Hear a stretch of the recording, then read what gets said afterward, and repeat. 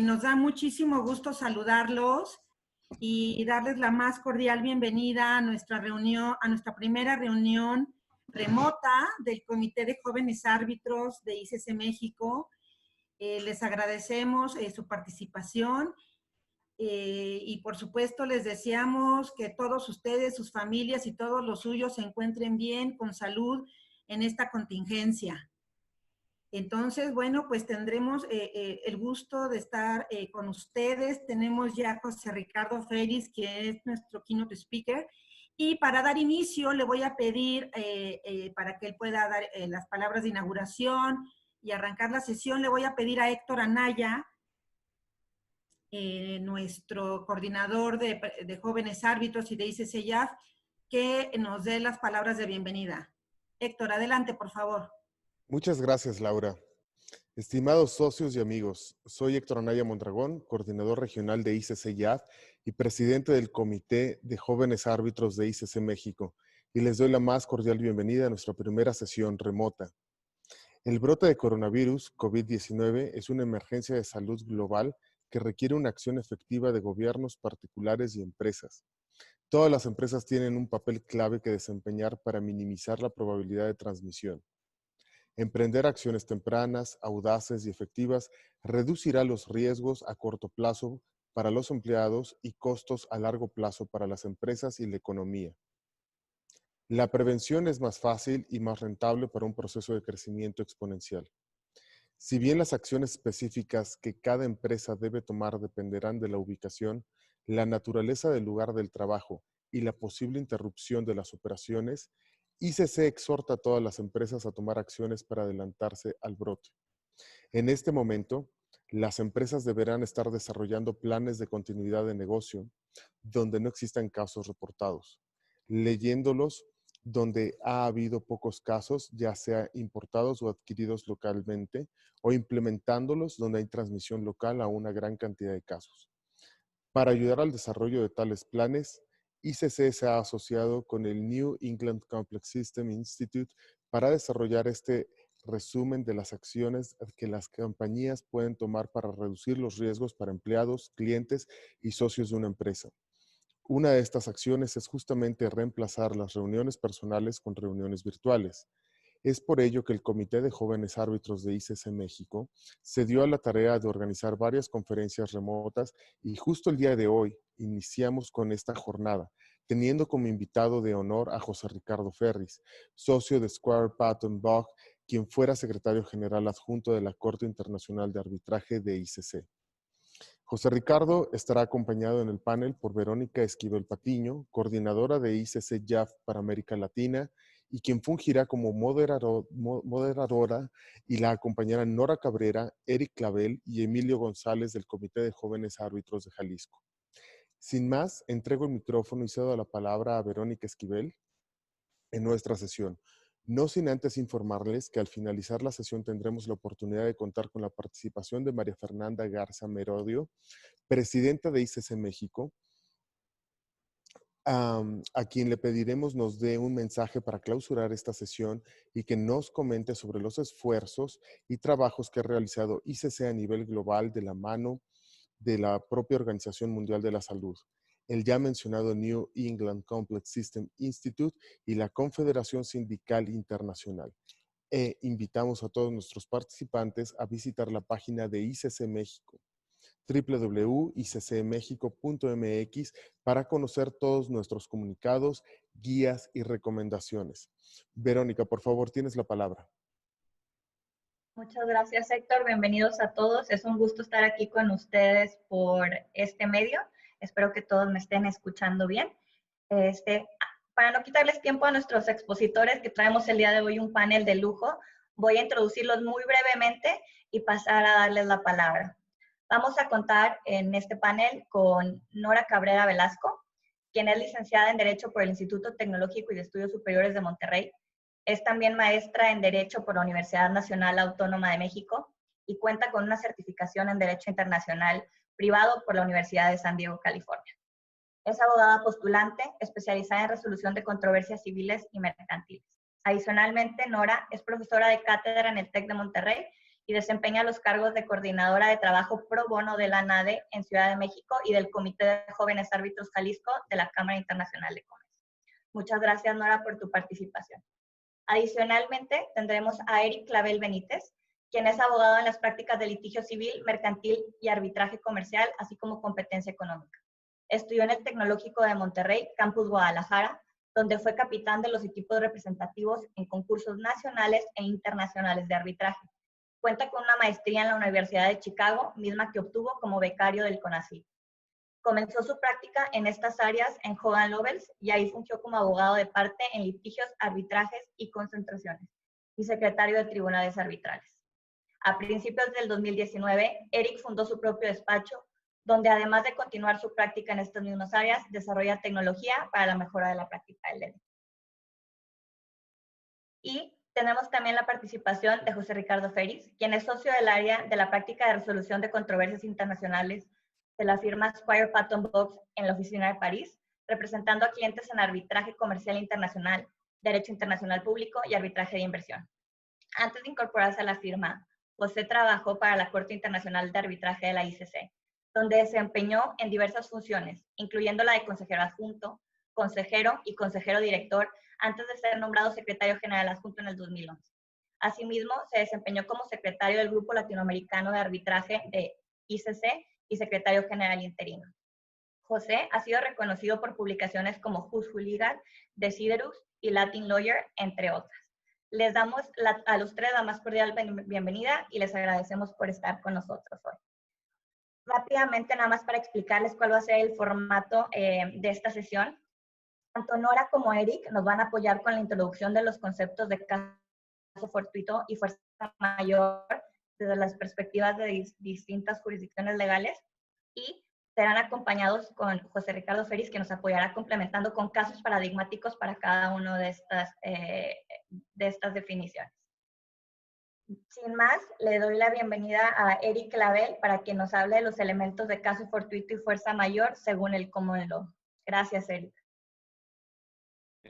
Vero, muchísimas gracias por la generosa introducción. Antes que nada, como siempre, agradecer a ICC. Es un gusto estar aquí, sobre todo compartiendo este panel con la licenciada Cabrera, José Ricardo. Quiero agradecer a ICC, al JAF, a sus coordinadores, particularmente a Laurita Altamirano por siempre estar ahí atrás de nosotros, juntarnos y convocarnos a todos nosotros, que ya veo que somos 70, a este tipo de eventos, el primero en su tipo, y desde luego a Nora y a José Ricardo por poder compartir este espacio con ellos. Es un verdadero placer. Como decía Vero, el día de hoy justamente el propósito es saber, el título del panel es El pasado, el servicio y el futuro, justamente porque pues, estamos viviendo una situación en la que estamos en un poco de incertidumbre, todos tratando de interpretar los acuerdos que salen en el diario oficial de la Federación, todos preguntándonos en WhatsApp si es o no es una fuerza mayor lo que está sucediendo, y justamente lo que tratamos de hacer hoy es orientarnos un poco en ese sentido. Tenemos tres propósitos el día de hoy. Número uno, vamos a comentar las notas distintivas de las fuerzas mayores en las dos tradiciones jurídicas, en el Common Law y en el Civil Law. Cuando las comparemos, el segundo propósito es encontrar esos elementos que crucen horizontalmente a las dos tradiciones y encontrar el núcleo duro de las fuerzas mayores. ¿Cuáles son las notas legales que existen en las dos tradiciones y cuáles son las notas legales que tenemos que buscar en las consultas que seguramente ya nos están haciendo y en las consultas que ya nos harán?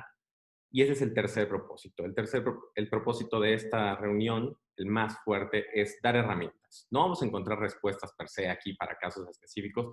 Sería demasiado ambicioso y dar una respuesta general probablemente sería incorrecto, pero sí es dar el toolkit para que esas consultas que vengan sobre fuerza mayor las podamos resolver con esas notas legales que hayamos encontrado compartidas entre el Common Law y el Civil Law.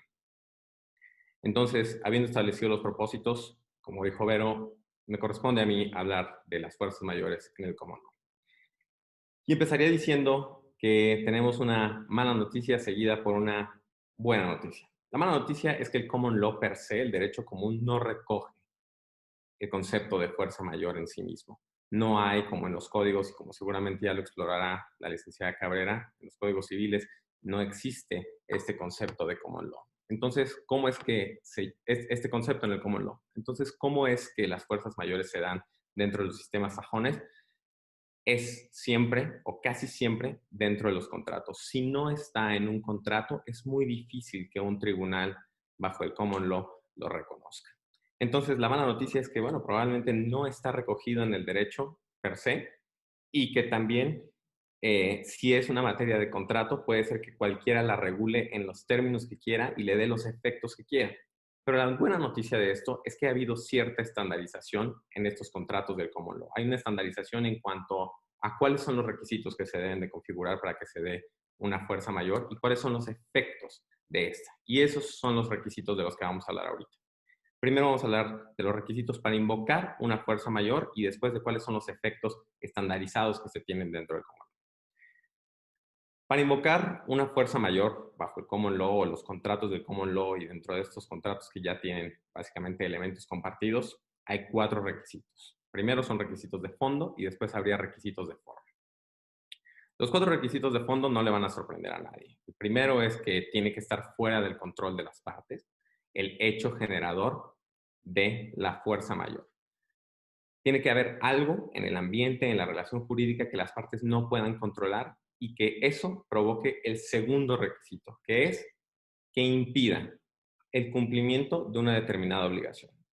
Y aquí el lenguaje es muy importante, porque en estos días, hasta en la prensa he visto que artículos de editorialistas en algunos periódicos en donde dice, bueno, la fuerza mayor nos permite zafarnos, o este es un caso de fuerza mayor porque ya nos hace más difícil cumplir los contratos. Y no, el requisito la verdad es que tiene que ser impedir. Las palabras son importantes aquí. Impedir, imposibilitar el cumplimiento de una determinada obligación. El hecho que esté fuera de nuestro control tiene que impedir per se el cumplimiento de la obligación. No se trata de hacerlo más oneroso, no se trata de complicarlo, ni tampoco se trata de hacerlo menos conveniente para las partes. Tiene que ser un impedimento como tal. Los contratos están para cumplirse y las fuerzas mayores son casos de excepción. Por lo tanto, tiene que llegar a ese estándar de imposibilidad para que se pueda configurar una fuerza mayor. Ese hecho que imposibilite no solamente tiene que estar fuera del control de las partes y no solamente tiene que imposibilitar per se, sino que también tiene que ser imprevisible. Y aquí es en donde entramos un poquito en las notas o hacemos nuestro trabajo como abogados de qué es imprevisible y qué no es imprevisible. Si una moneda se está devaluando constantemente, es previsible que eventualmente el contrato ya no sea viable para ninguna de las partes o no lo es. Este evento que estamos viviendo, si veíamos que viene desde el este y se está expandiendo hasta el oeste, ¿era o no previsible? Ahí es en donde nosotros tenemos que encontrar esas notas y estos estándares de qué es y qué no es. Y finalmente, el último requisito es que se tiene que actuar de buena fe. En todo el tracto contractual, en donde se tenía la intención de cumplir, tuvimos que haber actuado de buena fe. Y cuando se dé el hecho generador de la imposibilidad, tenemos que seguir actuando de buena fe para que eventualmente, cuando podamos sobrellevar o cuando podamos superar el evento que nos está causando, sigamos actuando de buena fe. Si no estamos actuando de buena fe y buscamos que se configure un acto de fuerza mayor, no vamos a caer en el supuesto dentro del common law. Esos son los 4 requisitos de fondo que están en los contratos habitualmente en la tradición del common law. Y ahora, los requisitos de forma. Si ya juntamos los requisitos para invocar una fuerza mayor, es tiempo de hacerlo. Y los requisitos de forma habitualmente son 2. Y estos requisitos tampoco le van a sorprender a nadie. Número 1, tiene que haber una notificación oportuna. Y en las notificaciones oportunas hay 2 estándares. El primero, que es cuando te des cuenta del evento que te esté imposibilitando el cumplimiento de la obligación. O un estándar más alto, que es cuando te debiste de haber enterado. Uno implica una actitud pasiva en la que simplemente esperas a que te llegue el evento y el otro implica un poco más de una actitud un poquito más activa, en donde estás alerta de los eventos y donde tienes esta apreciación de lo que está sucediendo alrededor tuyo y dices, este es el momento de notificar. Entonces, dar la notificación oportuna. Y el segundo requisito es establecer en esa notificación cuál es la obligación particular que te resulte imposible de cumplir. No solamente vas a decir se ha configurado una fuerza mayor porque se cumplieron los 4 requisitos sustantivos. Tienes que decir cuál es la obligación particular que te está siendo imposible cumplir. ¿Por qué? Porque hay un principio que se llama el principio de proximity. Como esta es una cuestión de excepción, tiene que haber una relación directa entre el hecho generador y la obligación que te es imposible cumplir. Si no hay si no hay ese nexo directo entre las dos, la fuerza mayor sería algo sumamente amplio que pudiera suspender el contrato completamente. Y de eso no se trata. Se trata solamente de suspender el cumplimiento de una obligación en particular o de dos obligaciones en particular, que sean exactamente las que están impedidas. Todo lo demás, todo lo que gira el contrato, puede y debe de continuar, porque es una situación de excepción. Esos son los dos requisitos, o bueno, son los dos niveles para que se configure una fuerza mayor dentro del Common Law en cuanto a fondo y a forma. Ahora, y antes de pasarle la palabra a José Ricardo y que nos cuente un poquito de los casos que ha vivido y de los que ha conocido, hay una pregunta que yo me hice. Bueno, ¿y qué pasa si no tengo una cláusula? ¿El derecho común recoge alguna fórmula para que un evento como estos y un evento probablemente más grave nos dé una salida para poder justificar el incumplimiento de una obligación? Y sí lo hay. Dentro del Common Law hay una doctrina que se llama Frustration of Contract, la frustración del contrato. Y si bien es cierto, no es exactamente idéntica al caso de las fuerzas mayores, tiene efectos similares. Este es un recurso extremo. Si no lo pusieron en su contrato, pueden llegar con un tribunal y decirle, ¿sabes qué? El día de hoy se configuró un evento que me hace imposible cumplir con mi contrato. Y ese es el estándar. Es un estándar absolutamente, es el estándar más alto que hay y es el estándar sobre todo el contrato. Me es imposible cumplir con este contrato y por lo tanto se ha frustrado el contrato. Y para que un tribunal les dé entrada en su petición de frustration of contract, tienen que probar una de dos cosas. Que verdaderamente no hay una sola forma alternativa de cumplir con el contrato. Es decir, que incluso aunque si fuera muy caro hacerlo, no se puede llevar a cabo, o que cumplir con el contrato implicaría incurrir en una ilegalidad. Así de alto es el estándar de frustration of contract. Y la nota distintiva de los efectos es que, a diferencia de las fuerzas mayores que suspenden el cumplimiento de la obligación y parten un bloquecito, lo hacen a un lado y el contrato sigue, y cuando se supera el evento de fuerza mayor regresa ese bloque y continúa con todo el contrato, aquí el efecto es la terminación absoluta del contrato. Hacia el futuro ya no va a haber cumplimiento de obligaciones ni derechos de las partes. Si se frustra un contrato, se frustra por completo y ya no puede seguir. Por eso es el estándar tan alto y por eso es el único recurso de extrema excepcionalidad que existe en el derecho común en caso de que se dé un evento de fuerza mayor superlativa. Entonces, con eso terminaría yo la parte de los elementos o las notas legales distintivas de las fuerzas mayores dentro del Common Law, y estoy seguro que José Ricardo aterrizará estos conceptos ahora en los casos que nos platique. José Ricardo. Bueno, muchas gracias, Eric, y muchas gracias, Verónica, por la introducción. Y bueno, gracias a todos por estar acá. Fue una exitosa convocatoria. Creo que es una convocatoria que nos hace sentir a todos muy a gusto, porque en estos días de cautiverio, pues todos necesitamos salir un poco y vernos la cara, hablarnos, y qué mejor manera de hacerlo que a través de esta vía. A mí me gustaría también comenzar por hacer un pequeño pensamiento. Creo que todos en este momento tenemos que pensar en que hay mucha gente en el mundo que está pasando por momentos muy desagradables, ya sea por directamente víctimas de la enfermedad o aquellos que están haciendo todo lo posible por contenerla. Pero también estos eventos han creado una crisis social sin precedentes que se va a agudizar en algunos países más que en otros. Ciertamente en Latinoamérica ya estamos viendo los resultados de la crisis que todo esto está generando. Para muchos de nosotros es hasta incluso un privilegio quedarse en casa, disfrutar un poco más de tiempo con los niños, aun cuando eso también es un reto para los padres de niños pequeños. Pero para muchos no se pueden dar el lujo de quedarse en casa, y esta situación genera también una situación de angustia. Así que yo creo que tenemos que también la comunidad arbitral tener ese lado del compromiso social, y ver cómo la comunidad arbitral también puede contribuir en esa área, y no solamente en las áreas de interés legal y jurídico que ciertamente nos van a mantener ocupados y con mucho trabajo durante las próximas semanas y próximos meses. Y acá, hablando de los niños, pues les comento que lo que ven a mi espalda, pues es la decoración que mi hijo decidió que yo debía demostrar en esta conferencia cuando le dije que la iba a tener. Así que la decoración, pues es él que la preparó y quería darle el debido mérito también, un debido comentario a él por ello.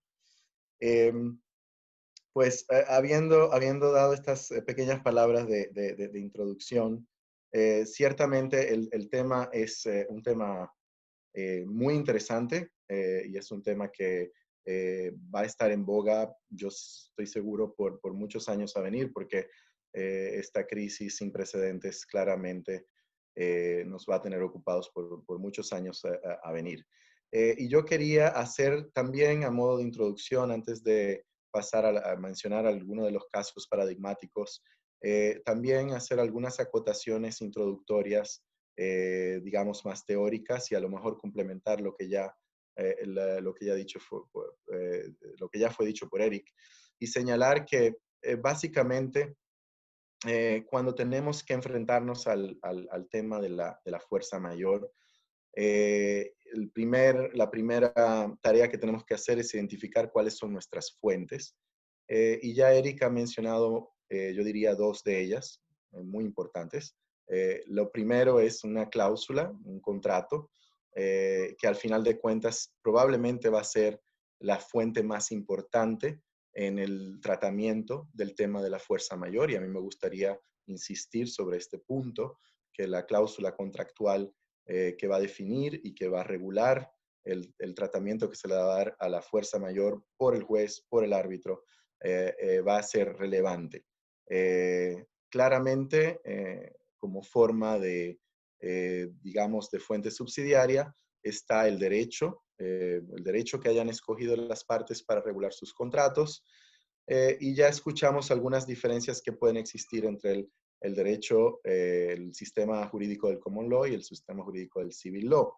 Y básicamente, por lo que Eric ha mencionado, podemos resumir que la diferencia primordial entre el common law y el civil law es que en el common law no tenemos una regulación expresa por ley, aunque como bien Eric señaló, hay algunas doctrinas que han sido desarrolladas por la jurisprudencia y que bien pueden aplicarse con un estándar un poco más alto.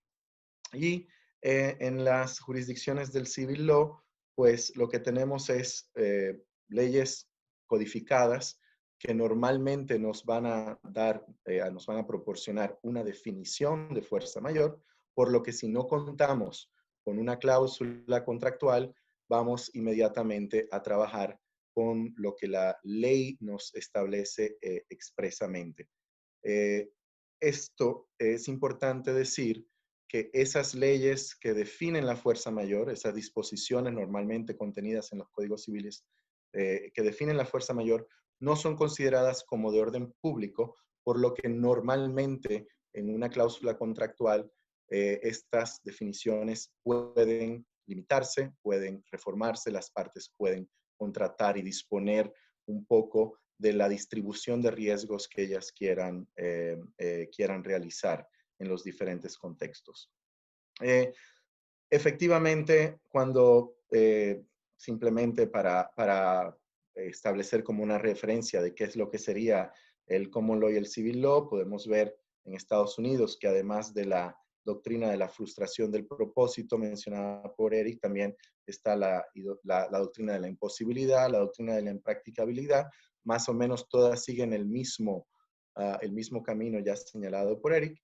Y de Francia, por poner un ejemplo simplemente que pues es muy parecido a lo que vamos a encontrar en nuestros países latinoamericanos, vemos cómo la fuerza mayor está definida en un artículo del Código Civil, en el caso de Francia en el 1218, y que de alguna forma viene a establecer ya todos los requisitos de forma y de fondo que ya escuchamos por parte de Eric.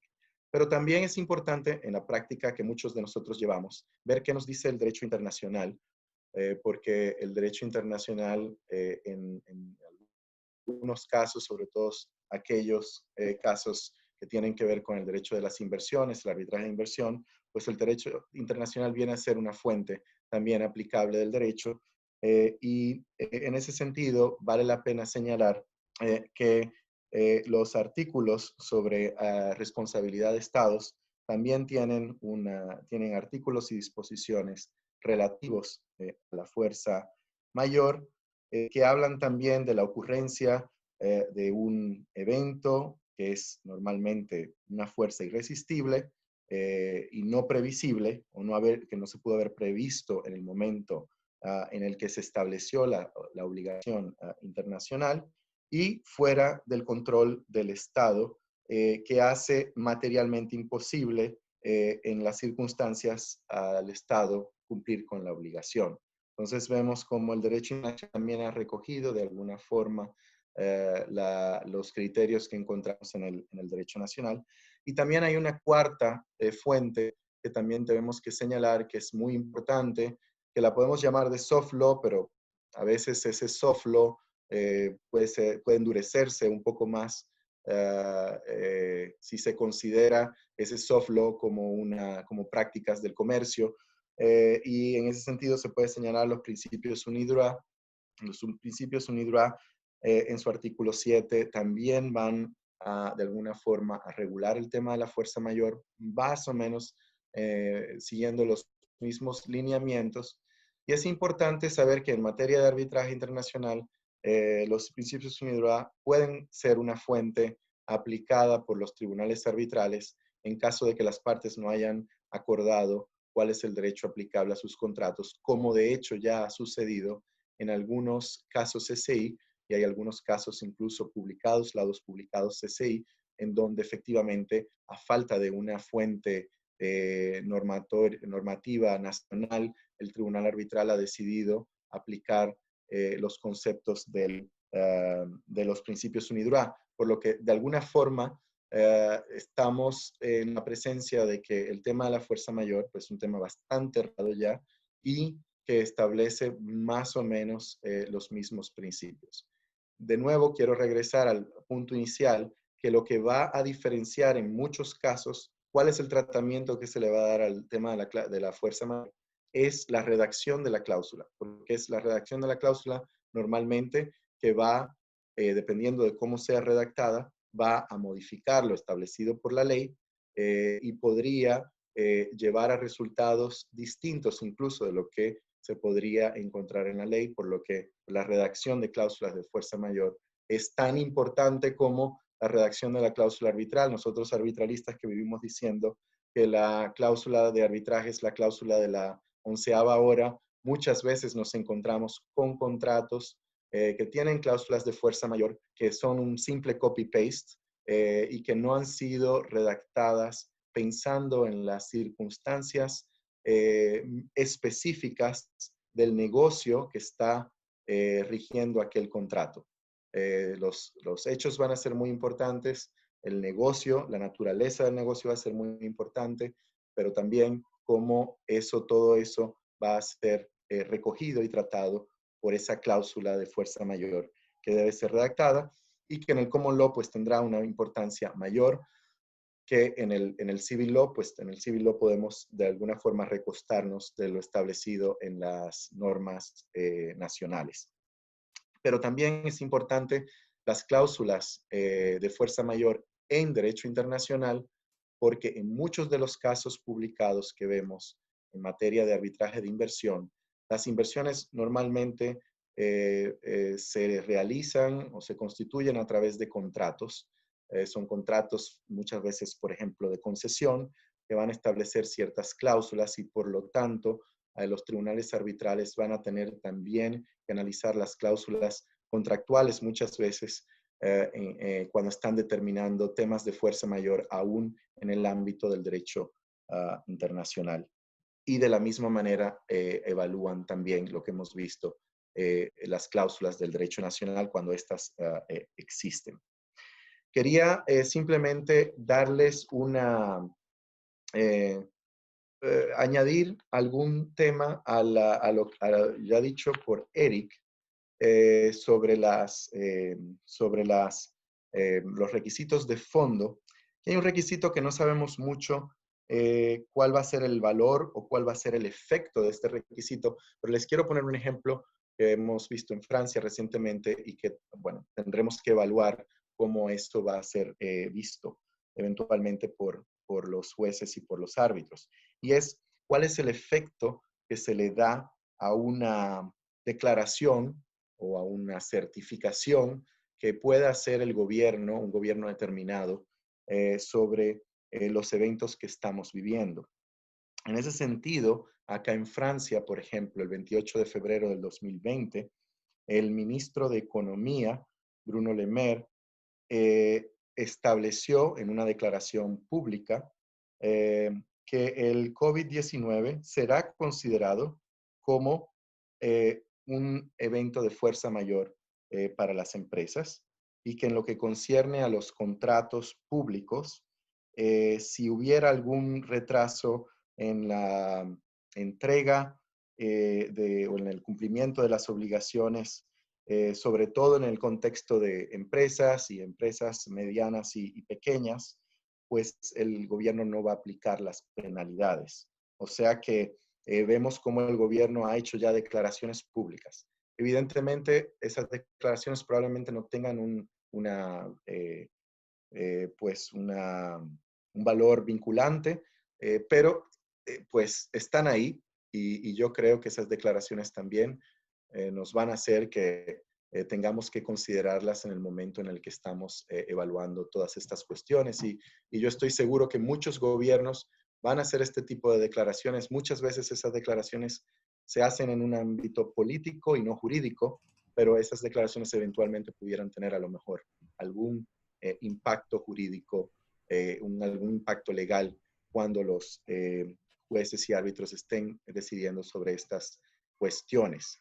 A lo mejor el otro desarrollo que ya hemos visto acá en Francia, que no sé si ha ocurrido en algunos otros países, es que ya hemos visto una primera decisión, en este caso la Corte de Apelaciones de Colmar, muy reciente, estaba hablando de la semana pasada, en la cual esa corte, en las circunstancias y en el contexto en el que estaba evaluando, que requería de la presencia de una persona que no podía estar presente en el momento indicado, entendía que efectivamente los eventos relativos al COVID-19 y las medidas tomadas por el gobierno eran eventos de fuerza mayor. O sea que ya vemos cómo la jurisprudencia está comenzando a desarrollarse, pero como toda jurisprudencia en materia de fuerza mayor, no solamente en Francia, sino en todas las jurisdicciones y lo que hemos visto de los tribunales arbitrales,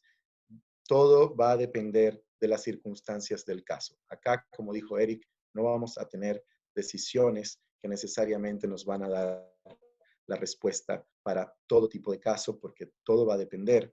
Cuando entramos a analizar si una situación era previsible, cuando vamos a analizar si una situación es evitable, pues evidentemente vamos a tener que entrar en los hechos del caso, en la naturaleza del contrato, en la naturaleza de la transacción, en la naturaleza de la relación entre las partes.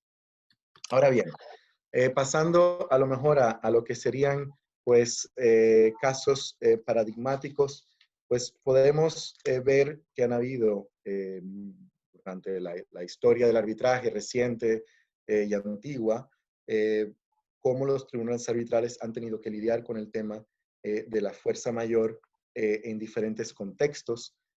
Y en el contexto del arbitraje de inversión es donde más jurisprudencia existe, al menos pública y conocida, pues han habido diferentes eventos donde se ha discutido el tema de la fuerza mayor y acá vamos a ver cómo la jurisprudencia no siempre es, digamos, constante en el resultado, pero también hemos visto cómo en algunos arbitrajes comerciales, pues el tema de la fuerza mayor se ha tratado y aunque estos casos no son públicos, algunos laudos se han publicado, y yo por lo menos intentaré dar el número del caso para que pues lo puedan consultar en caso de que así lo quieran. Yo creo que en materia de arbitraje de inversión podemos identificar cuatro tipos de eventos, ¿no? Que han que han llevado a tribunales arbitrales a tratar sobre el tema de fuerza mayor. Eventos de crisis financiera. Es interesante porque yo creo que la situación que estamos viviendo actualmente, no solamente, como yo decía inicialmente, vamos a tener una crisis sanitaria, pero también vamos a tener crisis social, crisis políticas. Ya estamos viendo incluso levantamientos populares en algunos países y evidentemente una crisis financiera que se anuncia. Entonces, pues el tema de la crisis financiera generalmente ha sido una de las cuestiones tratadas en materia de fuerza mayor. El tema de los movimientos populares generalmente ha sido también un tema tratado por tribunales arbitrales de inversión. Medidas o acciones que los gobiernos han tomado en circunstancias determinadas pueden ser invocadas como causas de fuerza mayor. Y evidentemente el conflicto armado, que es pues uno de los grandes problemas de las relaciones internacionales durante los últimos años. Así que yo he elegido algún caso en estas 4 categorías que me parecen las principales y que de alguna forma pues eventualmente pudieran tener alguna relación con la crisis que estamos viviendo actualmente, ¿no? Y otras crisis que se van a desatar a lo largo de los próximos días. En cuanto al tema de la crisis financiera, a mí me gustaría hacer referencia al caso de Duke Energy, Electroquil Partners y Electroquil S.A. contra la República de Ecuador. Es el caso ICSID número 4-19, un laudo arbitral del 2008. Donde efectivamente hubo un retraso de pagos y ahí el gobierno estuvo argumentando que el retraso de pagos pues se debía a una crisis financiera que estaba viviendo el Ecuador en esos momentos. La cuestión ahí había sido si una crisis financiera era, o sea, de los requisitos que ERICS nos planteó, el requisito que fue discutido en el contexto de las medidas tomadas por el gobierno, digamos, los retrasos en los pagos hechos por el gobierno, era la eventual previsibilidad de estos eventos. Y es interesante cómo ese fue el hecho determinante, que el tribunal arbitral determinó que efectivamente esta crisis financiera no era un hecho, de hecho era un hecho que era previsible, era un hecho que el Estado venía conociendo a lo largo de los meses antes de la firma de los contratos en cuestión y que eventualmente pues esa crisis financiera no era un hecho, era un hecho previsible. No era un hecho que no era previsible y rechazó las alegaciones de fuerza mayor en ese sentido. Y de hecho es interesante ver cómo otros tribunales arbitrales hoy en día ya de manera muy general consideran que las crisis financieras no son hechos imprevisibles. De hecho, las crisis financieras, sobre todo luego de lo que hemos vivido en el 2008, pues cada día más se considera entre players sofisticados en ciertas industrias que las crisis financieras son cuestiones que se pueden prever y por ende los riesgos se pueden fácilmente atribuir en las relaciones contractuales. O sea que por ahí el tema de la crisis financiera, pues en los casos que yo he visto, además de Duke, normalmente tienden a considerarse como que son hechos totalmente previsibles en los días de hoy. Luego, en cuanto a movimientos populares, protestas populares, huelgas y ese tipo de cuestiones, pues me gustaría mencionar el caso de Aucoven, autopista concesionada de Venezuela S.A. contra la República Bolivariana de Venezuela. Es el caso ICSID del 2000, número 5. Y de nuevo, acá el tribunal arbitral pues tuvo que evaluar si esos movimientos populares que se utilizaban como argumentos de fuerza mayor eran, primero, causaban la imposibilidad del Estado de subir el precio de los peajes de las autopistas o no, si eran eventos que no se podían, que no eran previsibles, o si eran eventos que eran o no atribuibles al Estado. Y el tribunal no aceptó tampoco el argumento de fuerza mayor. De hecho, el tribunal arbitral acá hizo referencia a otra crisis civil, popular, que hubo en Venezuela en el 1997, perdón, la crisis del caso en cuestión en el 1997, y el tribunal arbitral hizo referencia a una crisis similar en el 1989 para, de alguna forma, fundamentar su decisión de que este tipo de crisis sociales y movimientos populares en el contexto en cuestión no eran cuestiones que podían ser consideradas como imprevisibles al momento de la negociación del contrato de concesión. Así que ya vemos cómo en materia de crisis financiera, incluso en materia de movimientos populares, pues cada vez que vamos aprendiendo más y que vamos viviendo más experiencias, pues se va recortando un poco la posibilidad de que ese tipo de eventos se vayan considerando como eventos imprevisibles, puesto que ya los hemos vivido y ya los pudimos o lo debimos haber tratado al momento de negociar el contrato en los contextos en cuestión. De hecho, nuestro trabajo como abogados al redactar cláusulas de fuerza mayor es prever lo imprevisible. Yo estoy de acuerdo, acá creo que nadie probablemente hubiera pensado que vamos a vivir lo que estamos viviendo, pero incluso lo que estamos viviendo pues no se va a aplicar de manera igual en todas las áreas económicas y en todos los contratos. Realmente todavía hay una actividad económica importante y significativa en algunas áreas, y entonces el tema va a tener que ser evaluado caso por caso. En el otro área, en arbitraje de inversión, es medidas que pueden tomar los gobiernos, medidas o acciones gubernamentales, y cómo esas medidas pueden ser de nuevo consideradas, si pueden ser consideradas como eventos de fuerza mayor o no. Y acá tenemos el caso de Nico Resources, Bangladesh, contra Bangladesh. Es el caso ICSID 10 del 2011 y 10 perdón, casos del 2010, el 11 y el número 18. Y acá también, curiosamente, de nuevo, el tema que se trató es el tema de la previsibilidad y el tema de si unas injunctions que el gobierno había emitido en el 2005 podían o lo precluían de pagar por el gas que se había entregado bajo un contrato en el 2006.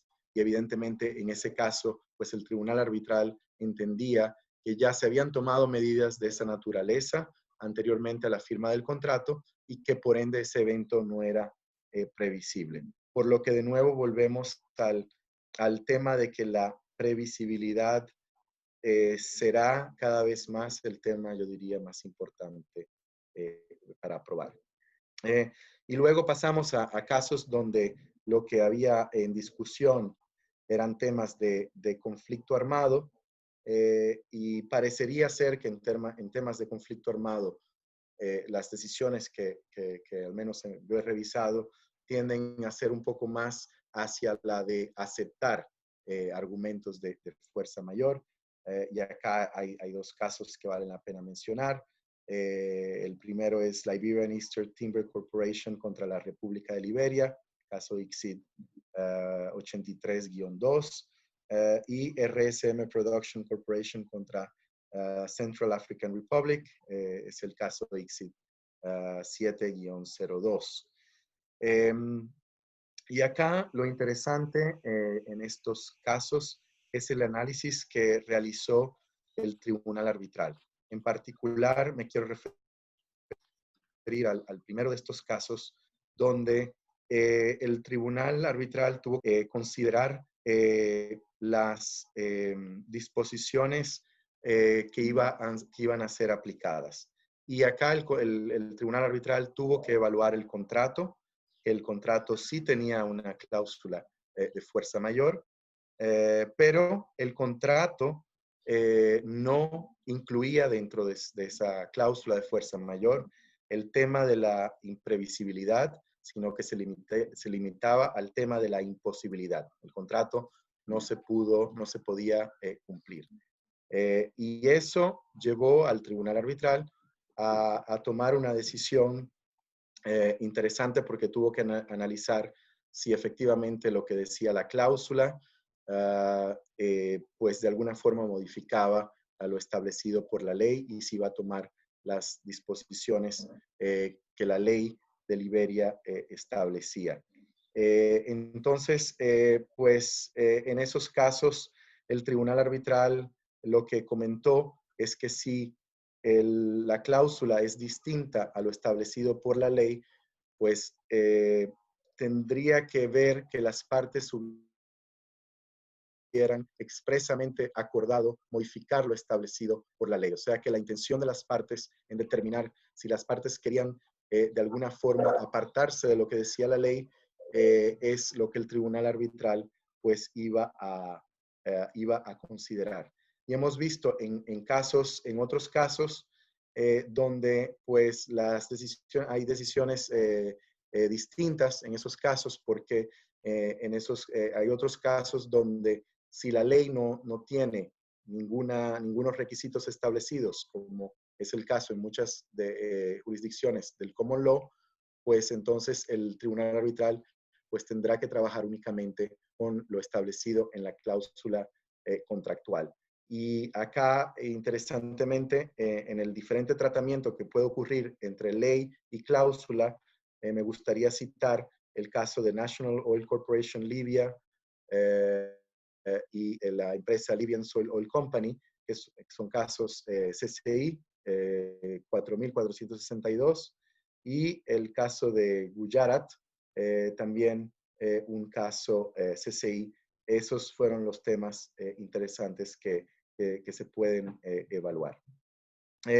Hay otros casos en materia de arbitraje comercial que se pueden citar, otros tipos de eventos, como son los eventos relativos a crisis económicas y aquellos que tienen un impacto en el precio del petróleo. Hemos visto muchos casos en la práctica arbitral, sobre todo comercial, en materia de energía, donde lo que se discute es las variaciones en los precios del petróleo, y si las variaciones en los precios del petróleo podrían de alguna forma constituir un evento de fuerza mayor. Y hay 3 casos publicados de la CCI, el 2216, el 2478, el 2508, donde en todos los casos el tribunal arbitral decidió que los cambios en el precio del petróleo, en las circunstancias que estaba evaluando los tribunales en esos casos, no constituían causales de fuerza mayor.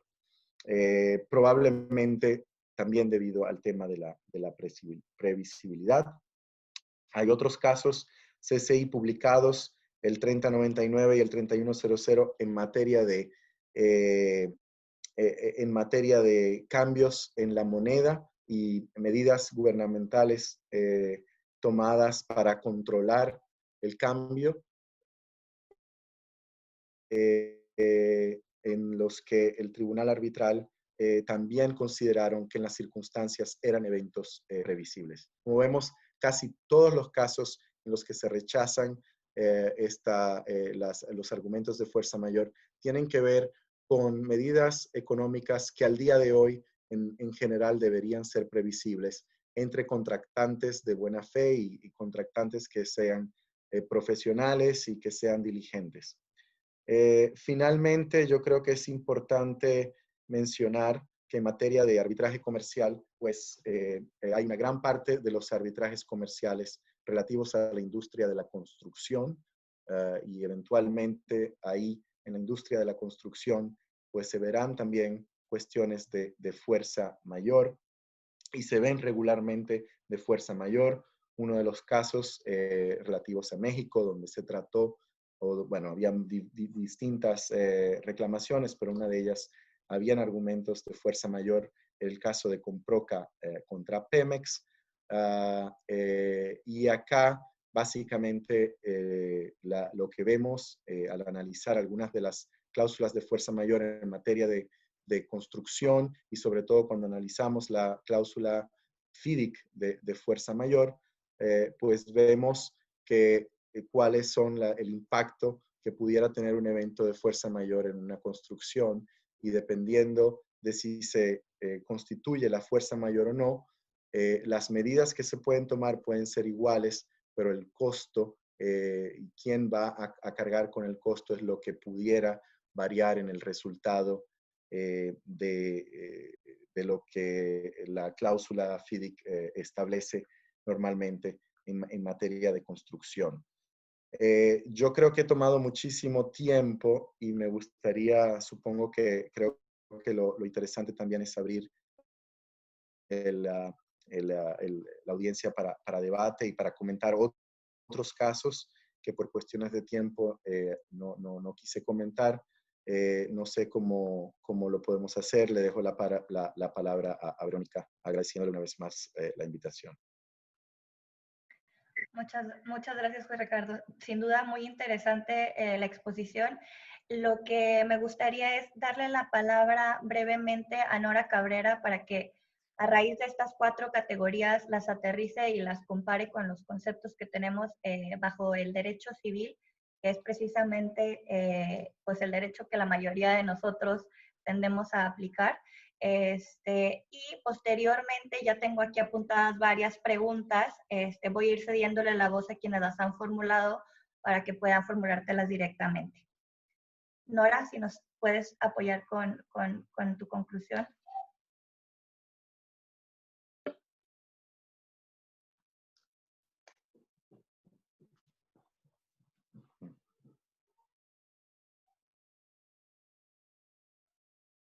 Nora, no te escuchas.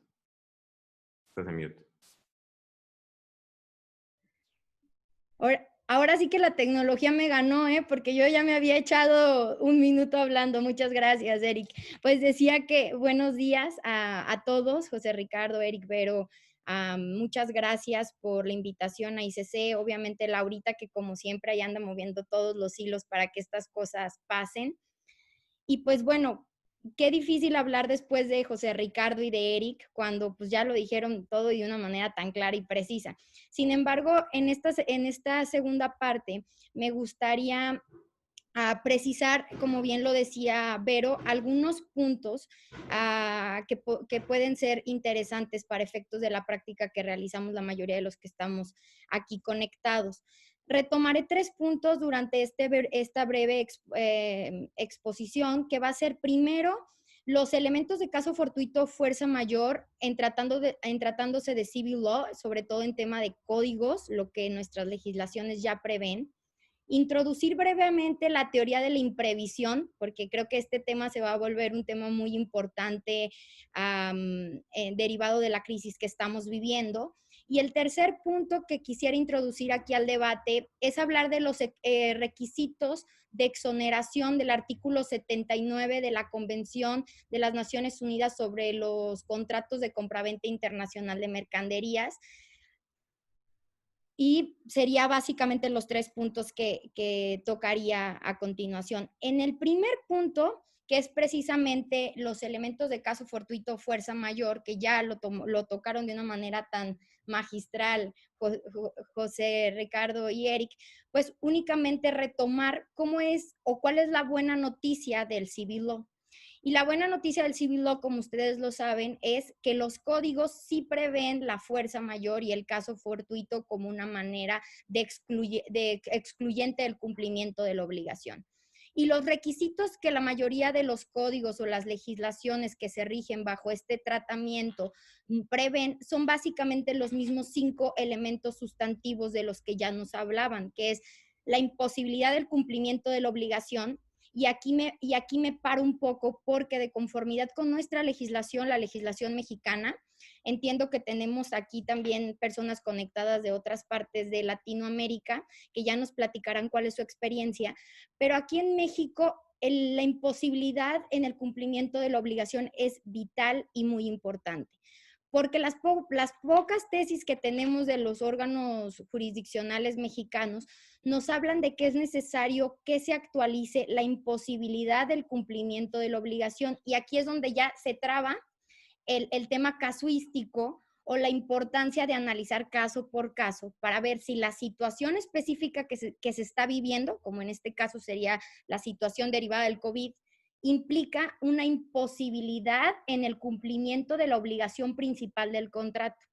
Y aquí este elemento se vuelve muy importante para efectos de la actualización de caso fortuito o fuerza mayor cuando lo queramos encuadrar en el supuesto legal. Igualmente, continúan los otros 4 requisitos de los cuales ya hablábamos, que es la imprevisibilidad, que esté fuera del control razonable, que no derive de una falta o negligencia de la parte afectada y que tomando las acciones diligentes no se pueda superar este hecho o evento.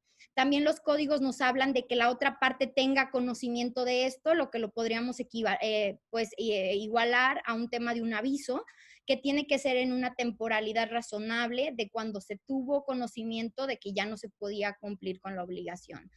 Entonces, esto sería de la manera en como la ley no lo prevé, y la posibilidad que tenemos bajo derecho civil o esta tradición de civil law, pues de invocar el caso fortuito o fuerza mayor, que como ya bien se precisaba, si tenemos requisitos contractuales, pues tendremos que estar a los del contrato.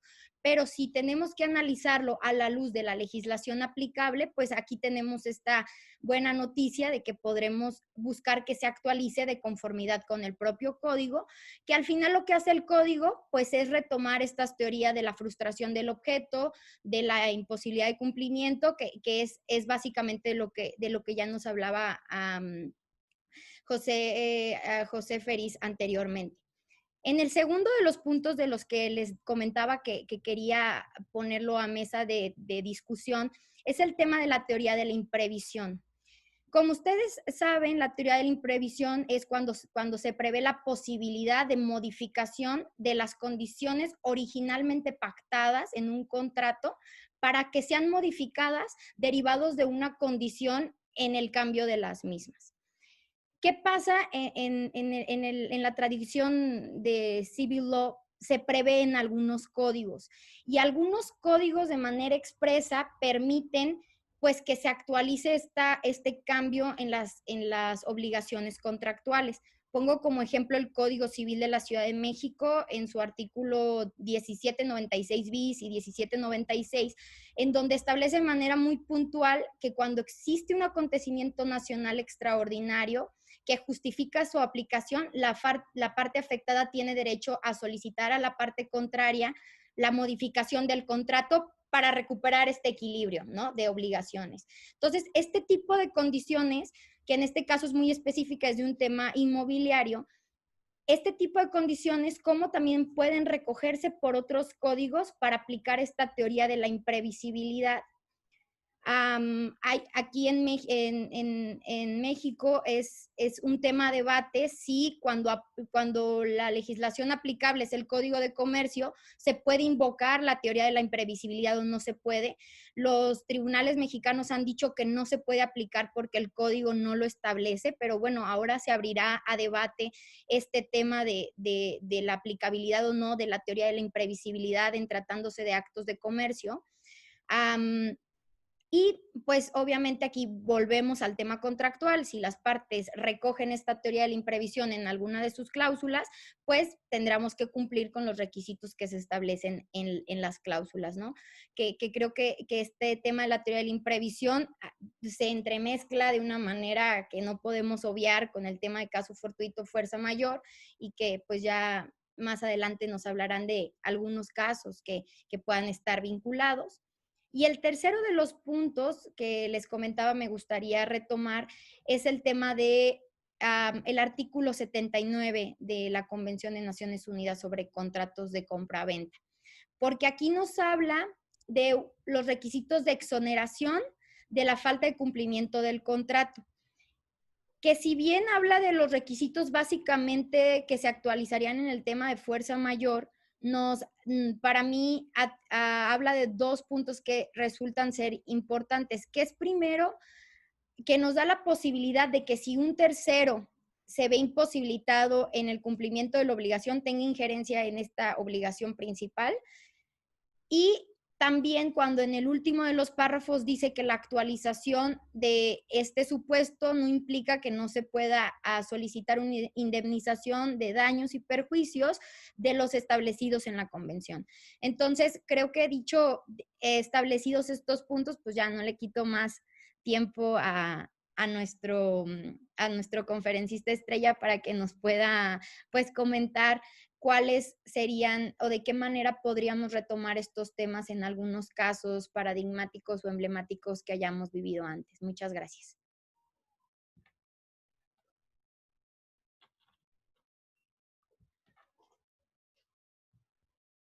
José Ricardo, no sé si gustes pues platicarnos de algún caso como nos señala Nora, o si a efectos de tiempo gustas que abra a preguntas. Ya tengo aquí varios valientes que se han apuntado para formular preguntas sobre la exposición de nuestros 3 brillantes expositores.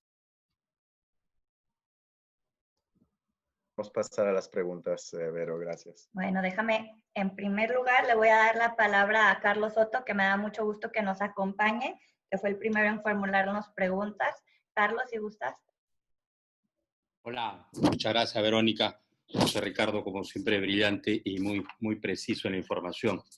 Tengo algunas preguntas y algunas dudas, y desde luego a todo el comité de ICC ya por esta convocatoria espléndida, así que muchas gracias. Es la primera vez que me conecto, así que para mí va a ser, creo que, la primera de varias.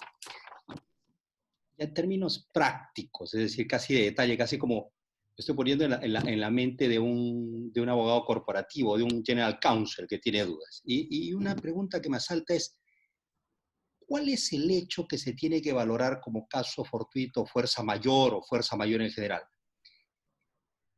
¿La pandemia en sí misma o las medidas que dicten los gobiernos para contrarrestar la pandemia, ya sea en temas de aislamiento, temas de tributarios, importación en general? Es decir, las medidas, todos los decretos y las leyes que dicten los gobiernos y que finalmente terminan afectando las relaciones contractuales.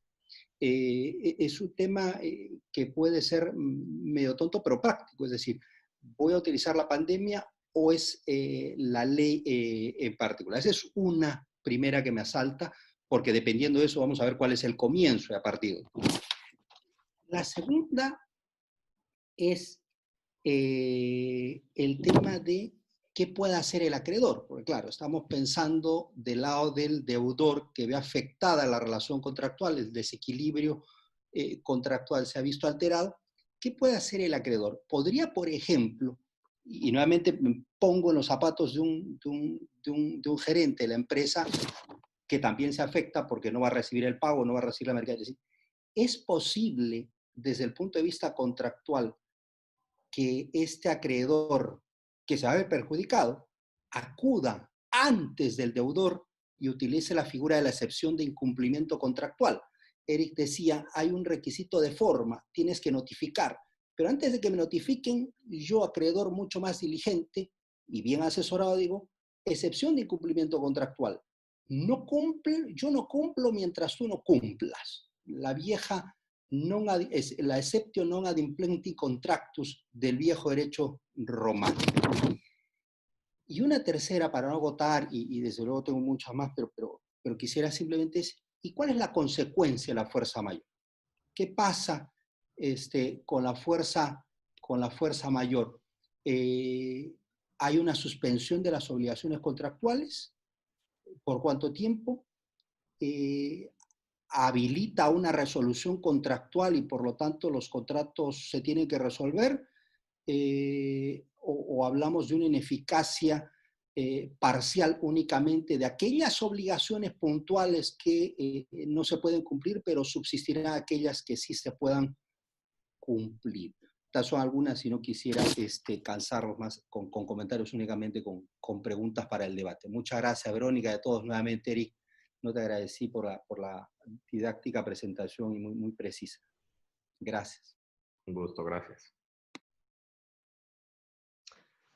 Bueno, yo creo que quizás a los tres podemos atacar tus preguntas. Carlos, gusto de verte igualmente. Yo creo que el primer tema que lanzas es si la pandemia en sí misma es un evento de fuerza mayor. Y eso iba un poco al comentario que yo realicé sobre las declaraciones que hizo el ministro de Economía de Francia. El ministro de Economía de Francia dijo, esto es un evento de fuerza mayor. ¿Qué significa eso? ¿Y tiene eso algún efecto vinculante para la determinación de un caso en particular? Probablemente no sea así. Yo creo que, como bien expusieron tanto Nora como Eric, y como bien hemos visto en el análisis de los casos, se tiene que agotar un poco todos los elementos de forma y de fondo que hemos tratado. Entonces, como yo decía anteriormente, el simple hecho de que está ocurriendo esto no quiere decir que todas y cada una de las áreas de comercio, económicas, sectores van a ser impactados. Y un punto que creo que estresó Nora al final de lo que estamos hablando, y creo que Eric también lo estresó, al final acá de lo que estamos hablando es de la imposibilidad de cumplir con las obligaciones. O sea que el hecho de que el contrato me salga más caro no necesariamente quiere decir que yo puedo invocar la fuerza mayor. La fuerza mayor se invoca para incumplir con las obligaciones sin efectivamente tener que sufrir una condena en daños o en responsabilidad contractual. O sea que de lo que estamos hablando es o de una suspensión si el evento de fuerza mayor es temporal y la relación contractual puede continuar luego de ese evento temporal cuando se termine, o si efectivamente lo que hace el evento de fuerza mayor es que automáticamente imposibilita de manera total el cumplimiento de las obligaciones contractuales, pues efectivamente esas obligaciones se terminarían. Pero de nuevo no es de la fuerza mayor, lo que hace es que le facilita al incumplidor exonerarse de su responsabilidad. Pero de lo que estamos hablando efectivamente es de la imposibilidad, no de hacer el contrato más oneroso. Yo creo que ahí entraríamos ya a lo que es el hardship, que es un poco lo que Nora nos estaba comentando, y ya ahí entramos a otro tema distinto, pero que claramente va a ser un tema muy relevante en el contexto actual, que es del hardship. Entonces, es una respuesta corta. A lo mejor Eric y Nora también quieran añadir algo. Nora.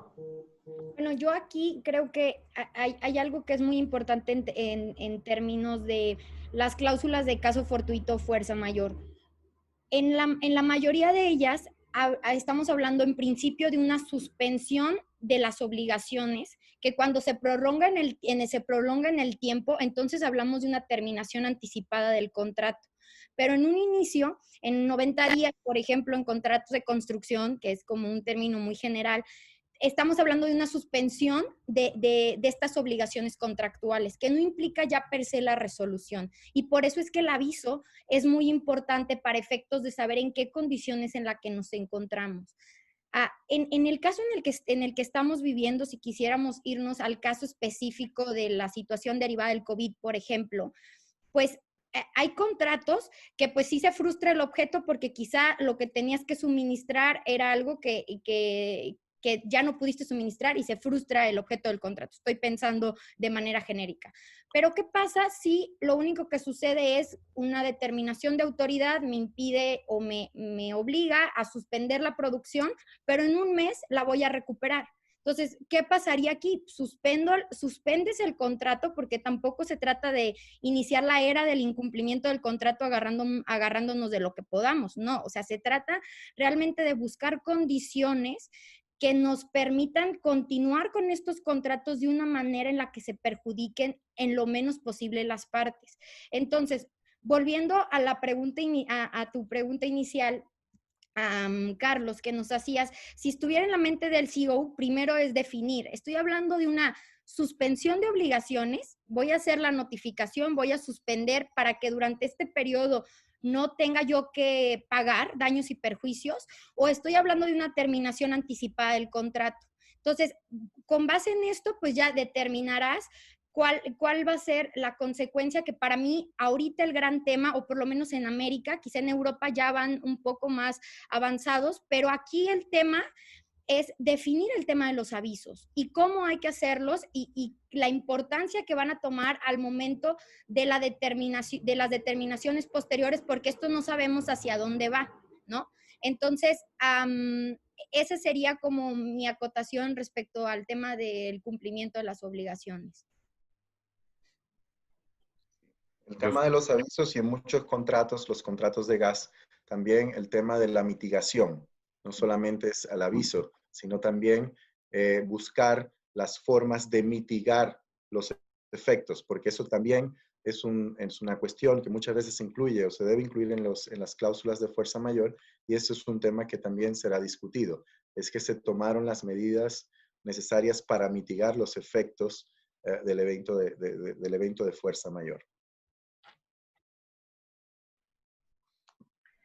Bueno, voy a pasar a yo creo que vamos a alcanzar nada más a hacer 2 preguntitas más. Yo sé que tenemos más preguntas apuntadas, pero voy a grabar el chat del grupo y quizá para regresar con esas preguntas después para no comernos más tiempo de sus apretadas agendas.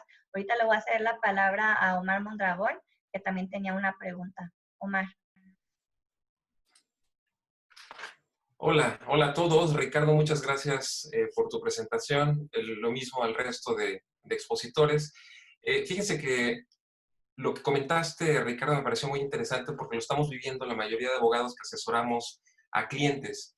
Esto es, las declaraciones políticas muchas veces son entendidas por nuestros clientes como aplicación automática, sencillamente, de suspensión de obligaciones. Entonces, en la oficina hemos estado trabajando mucho en eso, básicamente recordándoles a los clientes que esto no es así, que requiere una declaración judicial, o en su caso, de las partes, para poder suspender relaciones.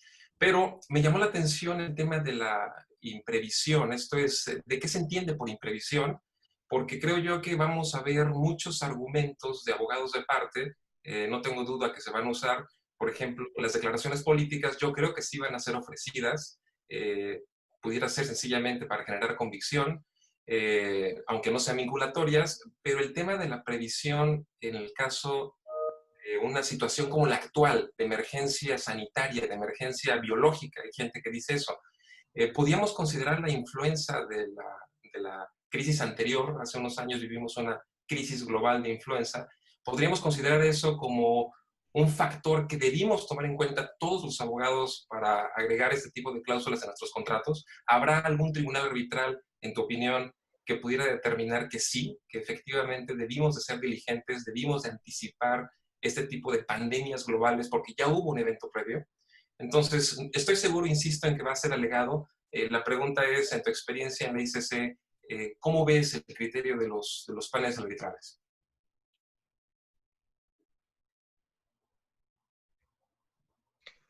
Bueno, no me voy a adelantar tampoco. Igual terminaría yo en uno de esos paneles arbitrales y evidentemente las circunstancias de cada caso van a ser determinantes. Pero yo añadiría que no solamente hemos vivido una pandemia, están, sí, la crisis del H1N1, la gripe aviar, pero también han habido casos conocidos resultantes de la crisis epidémica del ébola, que de hecho llegaron a haber algunos casos en Estados Unidos con el ébola, pero habían muchos clientes actuando y haciendo negocios en África en ese momento. Y hay casos y hay decisiones que tienen que ver con la crisis del ébola y en la cual tribunales arbitrales se pronunciaron a favor de la excepción de la fuerza mayor en el caso de la epidemia del ébola. Entonces, yo creo que va a depender mucho de cuáles son las circunstancias relativas a cada contrato, porque yo no creo que todos los contratos van a ser afectados por la mera pandemia, como nos preguntaba Carlos anteriormente, sino que va a ser muy dependiendo de cuáles medidas que se tomaron para atacar la pandemia afectaron a este contrato en particular y si ese tipo de medidas podía ser previsible o no previsible. No tanto la pandemia como tal. Claro, hay otros contratos en los que digamos, la pandemia en sí, pues, es generadora de una potencial defensa de fuerza mayor, ¿no? De invocación de la fuerza mayor. Por ejemplo, yo estuve revisando, estoy seguro que Laura también habrá hecho eso, yo estuve revisando recientemente un contrato para un evento que teníamos que cancelar y pues ni modo, lo que dice la cláusula en ese contrato es que se puede invocar la fuerza mayor si hay medidas que van a interferir con los viajes emitidas o resultantes de declaraciones, recomendaciones para viajes que haga la Organización Mundial de la Salud. En ese momento, la Organización Mundial de la Salud no se había pronunciado. Decíamos, bueno, acá claramente vamos a estar, teníamos que esperar a que la Organización Mundial de la Salud haga una declaración de que efectivamente los viajes se deben de parar. O sea que en ese caso lo que era relevante era esperar a que la restricción de viajes existiera para podernos beneficiar de la cláusula de fuerza mayor para cancelar el evento. Yo creo que cada caso va a ser distinto. Yo no creo que podamos tomar conclusiones. Yo creo que lo primero que yo le diría al CEO que Carlos nos comentaba es, hay que ver el contrato. Lo primero es que hay que leer el contrato. Lo primero ver es cuál es la medida que nos está afectando y cuáles son las alternativas que tenemos. Realmente hay una imposibilidad total o de lo que se trata es de suspensión y ver cuáles son los términos de nuestras cláusulas de fuerza mayor, la ley aplicable, en el caso de la teoría de la imprevisión, del hardship, si tenemos una cláusula de hardship en nuestro contrato o si el derecho aplicable establece o reconoce la existencia de la teoría del hardship. Creo que sé que es una respuesta un poco muy de abogado, ¿no? Depende, ¿no? Pero yo creo que estoy convencido de que así será. Muchas gracias por la pregunta. Ya aquí me mandaron un mensaje, ya me regañaron que no les quite la inspiración de preguntas, que si no hay problema por los expositores, que dejemos que se hagan estas 3 preguntas que tengo pendientes. Los que tengan que abandonar la sesión, va a haber una retransmisión de esta sesión en la noche, entonces si se tienen que salir a tomar una llamada o lo que sea, no se preocupen, pueden ver estas últimas 3 preguntas más tarde. Voy a cederle la palabra a Ángela Daniela, que también tenía una pregunta. Ángela.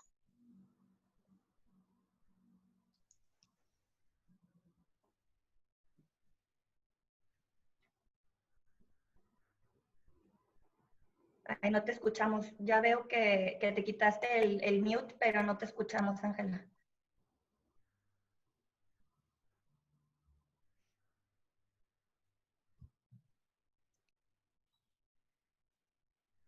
No la escuchamos.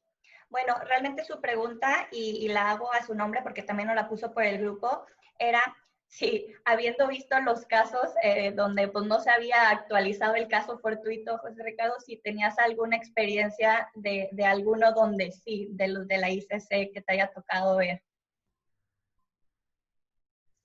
Sí, sí, pues sí, la verdad es que yo me quise enfocar en aquellos en que no, el tribunal no lo concedió porque creo que es importante manejar las expectativas, ¿no?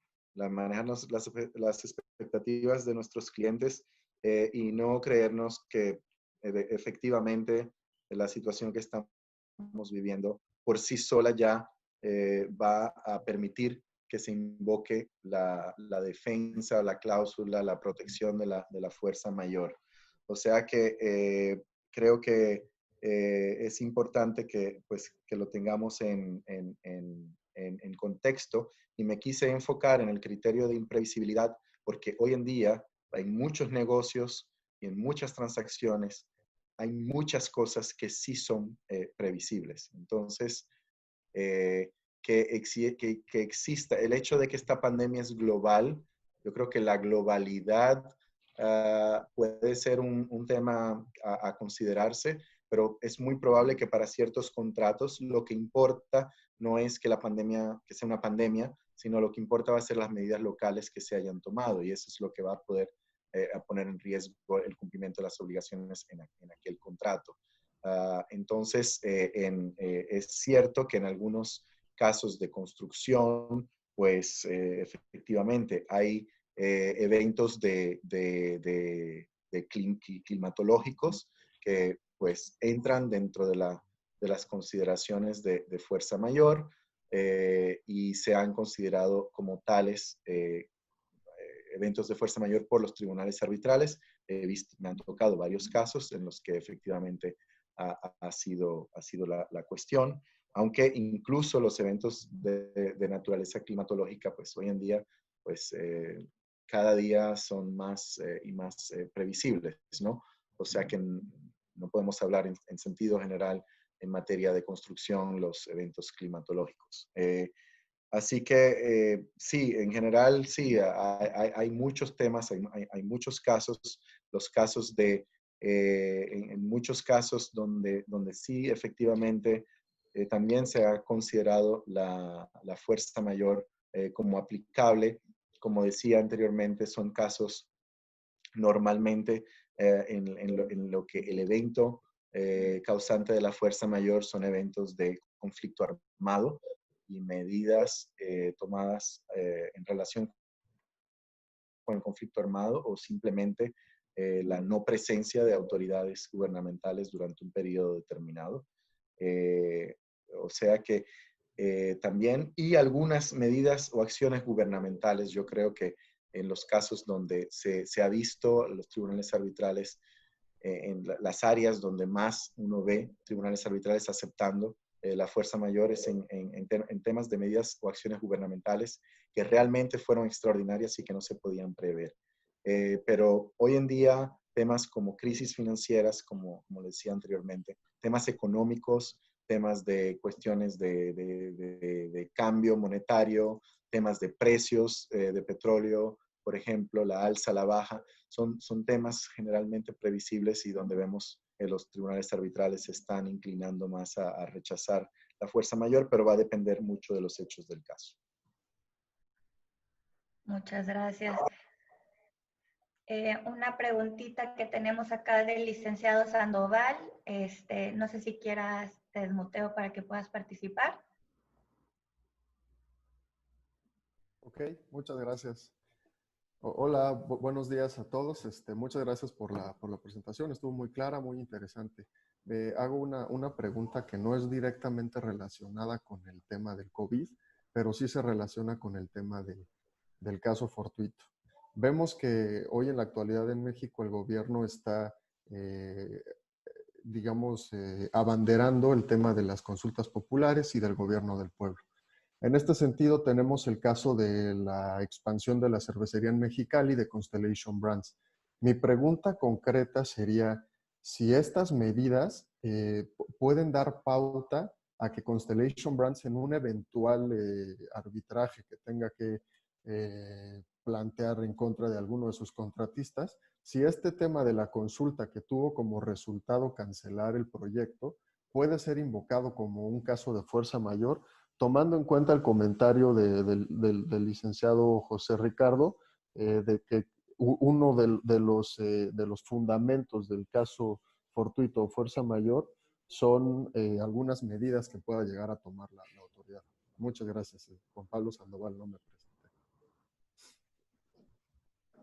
Se me hace muy difícil a mí comentar casos actuales, pero no sé si alguno de mis colegas del panel quisieran comentar sobre este caso en específico mexicano. Probablemente yo entraría un poco a atacar esa pregunta, no en el caso en particular, sino el análisis que deberíamos de hacer. Y me parece que el tema de las consultas es, o hay que dividir por capas lo que está sucediendo. El tema de la consulta per se es un movimiento político y cómo se materializa el resultado de esa consulta. Tiene que haber un acto de autoridad para ver si ese acto de autoridad es el hecho que te imposibilita a cumplir la obligación. La consulta per se, independientemente de lo que esté sucediendo, si la gente dijo que sí o no, tiene que materializarse en un acto de autoridad para que esta persona moral que tenía ya sus permisos, es que los tenía o no los tenía, pueda o no pueda continuar con el proyecto. Entonces, esas son las capas de análisis que habría que hacer. Primero, diseccionar un poquito si la consulta tiene un efecto jurídico, quién tiene la legitimación para emitir ese acto, y ya que se emite el acto, si tiene un efecto particular en el impedimento de una obligación muy específica, una serie de obligaciones muy específicas, ahí entraríamos al análisis. Pero definitivamente tomarlo en abstracto, creo que es lo mismo que estaríamos haciendo ahorita con la pandemia. Y retomo un poquito la respuesta que ha hecho José Ricardo anteriormente. La pandemia per se no es, no, a mí tampoco me suena como que sea el acto o el hecho generador, el gatillo que empuje la fuerza mayor, sino que tendríamos que bajar sobre las capas y las consecuencias que tiene esto como cascada a un acto muy particular que legalmente tenga una consecuencia y que te impida cumplir una obligación, y ahí ya buscas esta salvaguarda de la fuerza mayor o cualquier otra doctrina en la que estés descansando dependiendo del derecho en el que te encuentres. Muchas gracias. Y como tú decías, Erika, también dentro de esas capas hay que analizar ese vínculo de causalidad entre el evento y el incumplimiento. Claro. Entonces, pues sí, la pandemia va a generar muchas cosas. Luego habrá que ver exactamente qué fue lo que imposibilitó el incumplimiento, ¿no? Y se pueden dar incluso en algunos casos hemos visto que hay muchas cuestiones que se van ido acumulando y que la pandemia solo vino a ser una más sobre la mesa. Así es.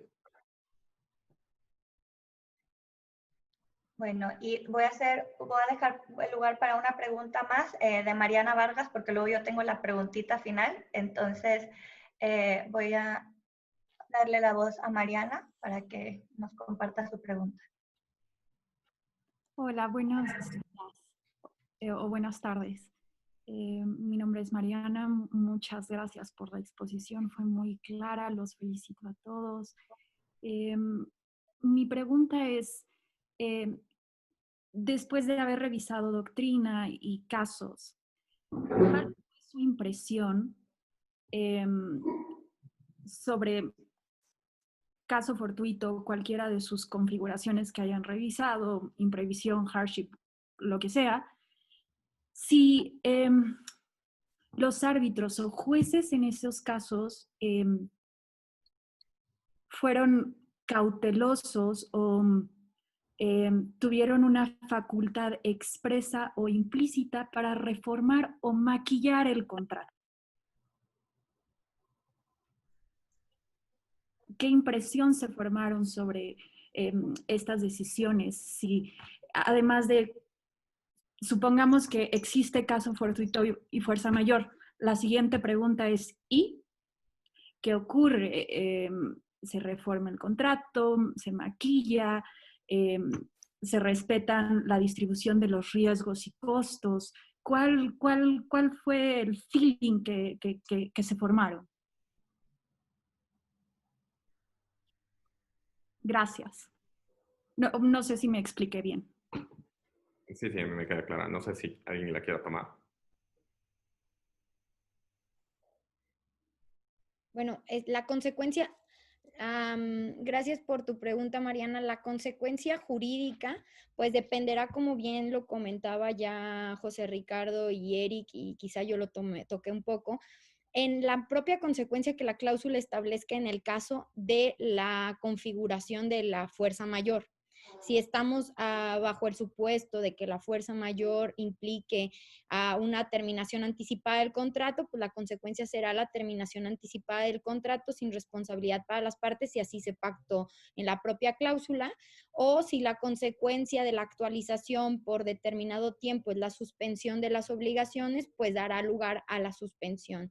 Si ya hablamos de otro tipo de cláusula en donde se recoja, por ejemplo, el tema de la teoría de la imprevisión, en donde de lo que se habla no es de la actualización de la causa de fuerza mayor per se, sino que determinado con base en la situación habrá que reformular las consideraciones y riesgos contractuales o costos, sobre todo costos del contrato, pues entonces se harán las modificaciones pertinentes y se habrá de documentar esas modificaciones que se hagan al contrato a través de los convenios modificatorios que procedan. No sé si alguien más quisiera abundar en la respuesta, o esa sería básicamente la respuesta que yo daría a tu pregunta. Yo sumaría, a menos que José Ricardo quieres comentar algo. Yo sumaría, hola Mariana, ¿cómo estás? Qué gusto saludarte. Te voy a decir cuál fue mi impresión y te voy a decir cuál es lo que creo que es lo correcto. Mi impresión es que, preparando esta plática, mi impresión es que los tribunales arbitrales no están inclinados a modificar el contrato. Definitivamente toman una postura en cuanto a si sí fue fuerza mayor o no fue fuerza mayor, y bajo ese análisis deciden darle el efecto que las partes hayan acordado, o en su defecto, el que la ley dé, que básicamente el efecto es suspender el cumplimiento de esa obligación per se. Esa es la impresión que a mí me da, y la verdad es que creo que es una impresión sensata, porque aventarte a meter la mano y modificar el contrato para rebalancearlo es complicado. Y eso me lleva a mi segundo punto, que creo que es lo que debe suceder. Tenemos que regresar a nuestras clases de Arbitration 101, que es básicamente la sede del arbitraje, y ahí lo que diga el derecho de la sede del arbitraje, de los poderes implícitos de los árbitros, ahí es en donde encontraríamos la respuesta. La verdad es que yo, por ejemplo, en México no encuentro una restricción expresa a que los árbitros, como parte de su resolución, pueden adjudicar daños, pueden ordenar cuestiones, pueden dictar un laudo que consista en una obligación de no hacer. O sea, tienen un abanico de posibilidades muy, muy grande. Dentro de ese abanico puede estar el modificar y rebalancear el contrato. Yo no veo la restricción. Habrá otros lugares en los que sí esté la restricción y que sea una facultad excesiva de los tribunales arbitrales, pero en nuestro sistema jurídico creo que no, o por lo menos en el derecho mexicano creo que no está, y estaría dentro de las posibilidades de las facultades del árbitro. También, obviamente, dependerá mucho cómo está redactada la cláusula arbitral, si es suficientemente amplia o si es restrictiva, pero en esa medida creo que habría que analizarlo bajo ese concepto de la ley, de la sede del arbitraje, y pues también será una cuestión de valentía, sensatez y prudencia cuando dictes tu lado, ¿no? Bueno, y antes de pasarle ya la palabra para el cierre a nuestro coordinador del Comité de Jóvenes Árbitros de Jalisco, Emilio, a mí me gustaría hacer una última pregunta. Se habló en algún punto pues de la cláusula de medianoche, de la cláusula de arbitraje, y que de la misma forma en ocasiones pues la cláusula de caso fortuito, fuerza mayor, que se incluye en los contratos, es un copy-paste. Creo que fue en la exposición de José Ricardo. En este sentido, yo quería ver si pudieran darnos sus comentarios sobre esta nueva cláusula modelo que va a lanzar o que está por lanzar la ICC sobre fuerza mayor. No sé si quieran darnos sus comentarios sobre esta cláusula y cómo operaría y cuáles son sus ventajas. Bueno, a mí me parece una excelente iniciativa de la ICC. Bueno, es una iniciativa más de...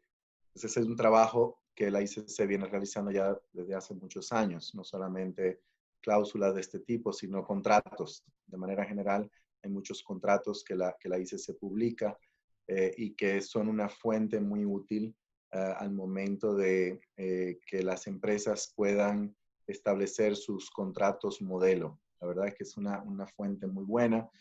siempre en la redacción de esos contratos y en relación a esas cláusulas, lo que se ve es una, no voy a decir una lucha, pero una discusión entre las personas de la tradición del common law con las personas de la tradición del civil law, un poco lo que se ve en el arbitraje con las reglas de la IVA, que siempre hay los abogados de diferentes tradiciones van a intentar redactar estas cláusulas, digamos, de una forma que se pueda llegar a un compromiso entre ambas tradiciones. Yo creo que la cláusula modelo de ICC es una cláusula modelo muy, muy útil, que no solamente incluye lo que debe de contener, sino también incluye directrices, lo cual es muy importante. Yo considero que una cláusula arbitral pues debe de contener una definición de fuerza mayor. Yo creo que es realmente muy útil, y generalmente lo que se define como fuerza mayor, un poco lo que ya Eric nos había compartido, que es básicamente un evento fuera del control de las partes, que razonablemente no se pudo haber previsto al momento de entrar en el contrato, que una vez ocurrió, la parte no haya podido razonablemente evitar ese evento o las consecuencias de ese evento, y que no es sustancialmente atribuible a la parte contra la cual se invoca la cláusula. Entonces, yo creo que eso es importante, tener esa definición de cláusula mayor, de fuerza mayor. Hay otra parte en una cláusula de fuerza mayor que yo creo que es útil muchas veces, que es el listado de algunos eventos que ya podemos fácilmente prever, pero ese listado siempre tiene que dejarse un caveat y siempre tiene que dejarse abierto. Evidentemente, siempre van a haber eventos que no pudimos prever en ese momento. Y evitar el copy-pasting, ¿no? Porque para cada transacción las circunstancias van a ser distintas y los abogados van a tener que comenzar a pensar en lo imprevisible para incluirlo en el contrato, en esa relación comercial en particular. Pero definitivamente para mí esa cláusula de la ICC es un buen punto de partida, que evidentemente luego hay cuestiones que se pueden tomar y dejar. Pero para mí es muy, muy útil, la he visto y creo que va a ser de mucha utilidad, sobre todo después de estos momentos que estamos viviendo. No sé, Eric, Nora, si quieren hacer algún comentario. ¿Nora? No, creo que Vero nos está haciendo señas de que necesita pasar a conclusiones. Entonces, yo creo que no hay mucho más que agregar a lo que atinadamente dijo José. Vero, no me mates, pero un solo comentario, y es que es una buena cláusula y hay que adaptarla. Probablemente no contemple todo, hay que adoptarla como abogados, hay que tomarla y hay que irla incorporando a nuestros contratos. Probablemente no contemple todos los aspectos, pero en la medida que nosotros la vayamos incorporando y que esa cláusula se vaya haciendo popular, los tribunales arbitrales, los jueces van a empezar a darle un espectro mucho, mucho más amplio. Y ese espectro mucho más amplio o más acotado, depende cómo vayan las jurisdicciones o cómo lo vayamos presentando nosotros y vayamos encontrando los defectos, o mejor dicho, las áreas de oportunidad que tiene la cláusula, nos va a dar mucha más certeza a nosotros como abogados. Y eso es lo que necesitamos para nosotros transmitirle a nuestros clientes. Entonces, la invitación es a que se tome esa cláusula muy bien hecha, muy, no encuentro el término en español, pero catch-all y forward thinking, adaptémosla y dejemos que los tribunales arbitrales y que los tribunales judiciales hagan su trabajo y empiecen a darle los linderos correctos y nos empiecen a dar certeza como abogados y a nuestros clientes también. Si tuviéramos esa cláusula ahorita en algunos contratos, no estaríamos todos tratando de descifrar lo que dicen los acuerdos y si sí es y si no es una fuerza mayor o no. Tendríamos muchísima más certeza. De acuerdo. Muchas gracias, Eric. Y bueno, para todos los que nos están acompañando en esta sesión, esta cláusula modelo de fuerza mayor la va a circular Laura Altamirano con posterioridad, la va a lanzar ICC México en los próximos días, entonces van a tener acceso a ella próximamente. Sin más, Le cedo la palabra a Emilio, que es nuestro coordinador del Comité de Jóvenes Árbitros de Jalisco, de ICC México. Emilio. Gracias, Vero. Y muchísimas gracias a los panelistas que tuvimos hoy. En verdad creo que fue muy enriquecedora las intervenciones de todos ustedes. Pero también quiero agradecer a todos los que se dieron el tiempo por acompañarnos de manera remota a esta primera sesión con esta modalidad que, pues por los tiempos nos vemos obligados a recurrir a ella, pero creo que fue una grata experiencia que seguramente estaremos utilizando en el futuro cercano para tener más sesiones. Y a mí me tocó hacer una recopilación de las conclusiones y aquí viendo mis notas podemos decir que, bueno, nuestro primer panelista, Eric, nos habló sobre el caso fortuito y fuerza mayor en el common law. Nos señaló pues que en este sistema no se recoge el concepto en los códigos, pero la manera en la que se implementa o se actualiza es dentro de los contratos, y que la tradición ha llevado a la comunidad jurídica a llegar a un estándar de este concepto en donde se requieren principalmente 4 requisitos de fondo y 2 de forma. Los de fondo consisten en que el evento esté fuera del control de las partes, también que impida realmente el cumplimiento de una obligación. No es suficiente que el evento haga más complicado o más oneroso el cumplimiento de obligación, sino que tiene que imposibilitarlo. También algo que José Ricardo mencionó con mucho énfasis es el tema de que tiene que ser imprevisible y que las partes tienen que actuar de buena fe. Estos son los requisitos de fondo para que opere esta figura en el common law. Y los de forma, pues se requiere una notificación oportuna en donde se señale también la obligación que va a ser imposible cumplir. También nos dijo Eric que cuando no hay un contrato, cuando las partes no hay una cláusula relativa a la fuerza mayor en este tipo de contratos, las partes todavía pueden recurrir a una doctrina que tiene un estándar mucho más alto, que es la doctrina de la frustración del contrato o del propósito, pero que es un caso realmente de excepción. Posteriormente, José Ricardo nos habló algunas notas complementarias al tema de la fuerza mayor en el common law, la diferencia entre este y el civil law, que pues es básicamente que en una sí se recoge este concepto en los códigos, en la legislación positiva, y en el otro no. Habló también sobre que existen otras fuentes en donde se puede recurrir para invocar esta figura, como puede ser el derecho que elijan las partes o incluso los principios unidroit. Habló también de la importancia de tener una cláusula bien redactada, porque la voluntad de las partes en algunos casos se puede interpretar o puede dar pie a que las disposiciones de orden público puedan negociar, más bien disposiciones de fuerza mayor puedan atenuarse o expandirse.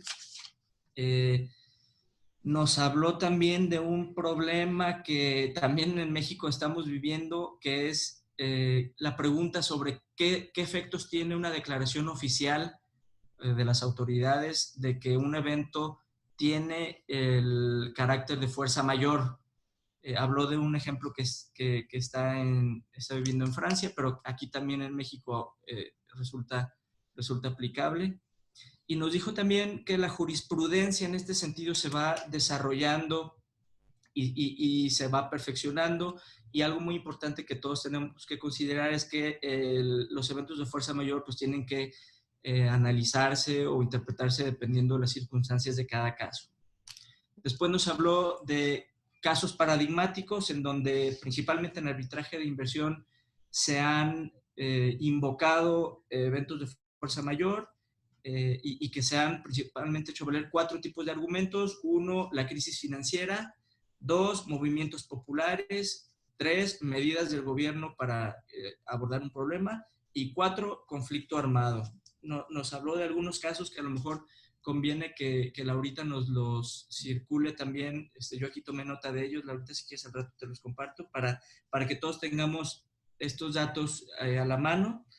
Y lo que llamó la atención es que, una de las cosas en las que José Ricardo se enfocó es el tema de la previsibilidad de los eventos, que este aspecto es algo que los tribunales arbitrales están analizando con sumo detalle y que es uno de los principales argumentos en los que han basado resoluciones en donde se desechan argumentos relativos a la fuerza mayor. Posteriormente, bueno, nos habló un poquito también que hay casos de arbitraje comercial en donde se han hecho valer este tipo de argumentos, como por ejemplo en relación con los precios del petróleo o cambios en la moneda y las medidas que se han tomado para ello. Citó también algunos casos ICC. Y posteriormente Nora vino a complementar la exposición con con el tema visto desde la perspectiva del civil law, y nos habló acerca de los elementos que tiene esta figura de la fuerza mayor en este sistema jurídico que está principalmente recogida en los códigos, en la legislación positiva.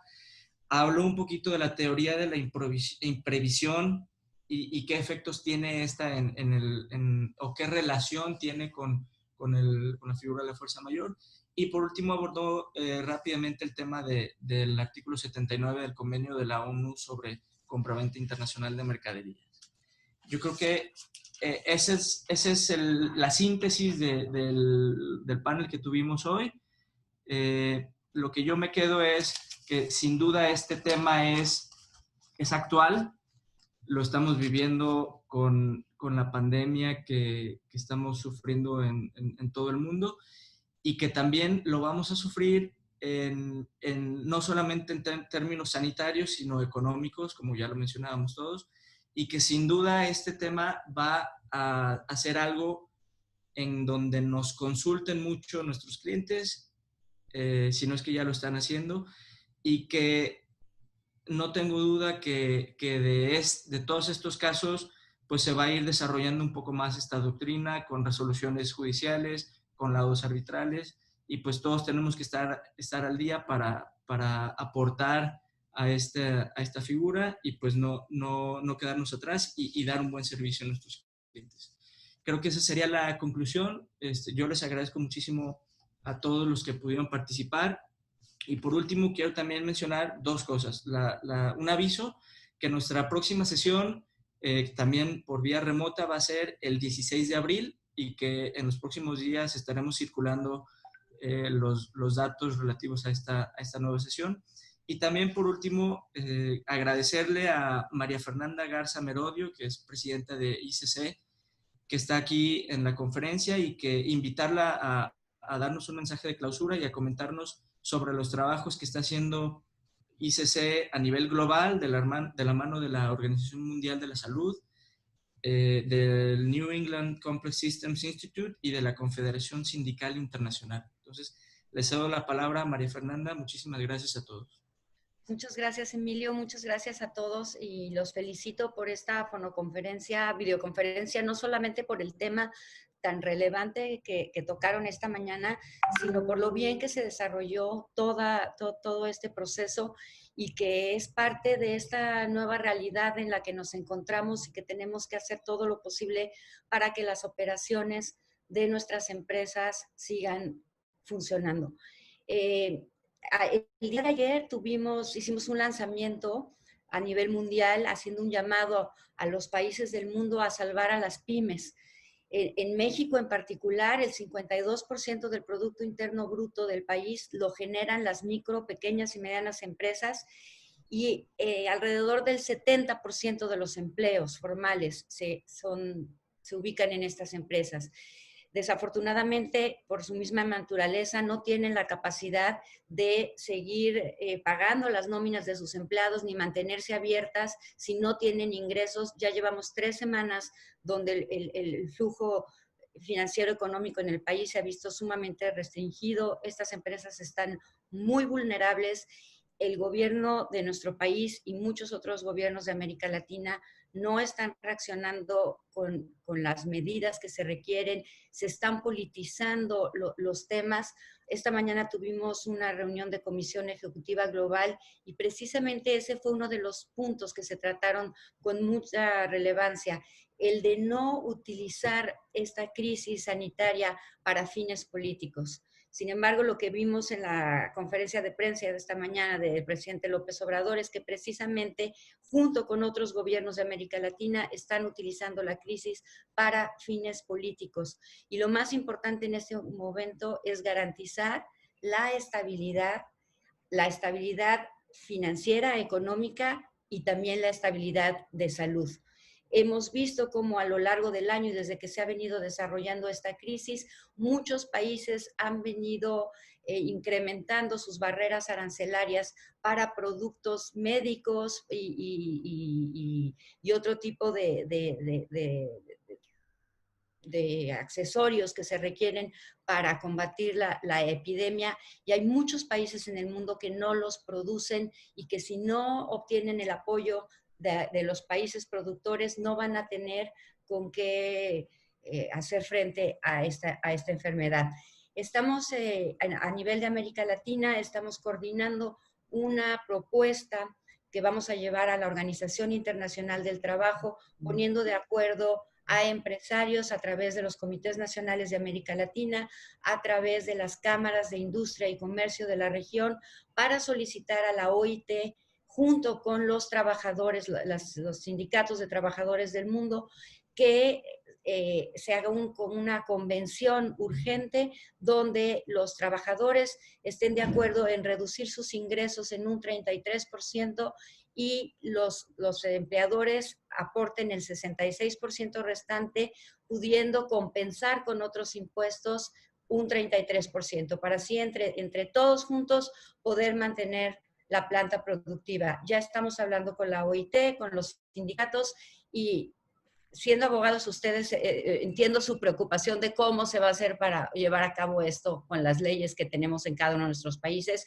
Sin embargo, necesitamos tomar este tipo de medidas totalmente extraordinarias porque la situación que vivimos es de esa misma magnitud. Si alguien tiene alguna pregunta que quisiera que le respondiera, con mucho gusto.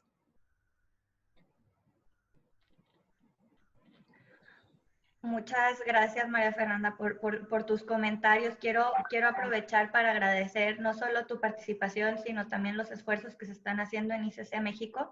En esta contingencia, coincido totalmente contigo. Y pues en este momento yo lo que procedería sería agradecer a los expositores y entregarles sus diplomas por su excelente participación. No puedo hacerlo, les mando su certificado virtual. En verdad, muchas gracias por su participación. Igual a los comités, a los presidentes de los comités y coordinadores que nos hacen esto posible, a Laurita, que siempre está ahí para apoyarnos, a todos ustedes que participaban en esta sesión con sus preguntas, haciendo y enriqueciendo esta sesión. Como siempre les digo, estas sesiones no serían lo mismo sin la participación de todos ustedes. Como último aviso, los casos y esta cláusula modelo de fuerza mayor se estarán enviando en el transcurso del día de mañana probablemente. Y pues aprovechemos estos medios para seguir en contacto, discutiendo estos temas relevantes y obviamente buscando medidas que podamos adoptar en esta situación. Muchísimas gracias a todos. Gracias.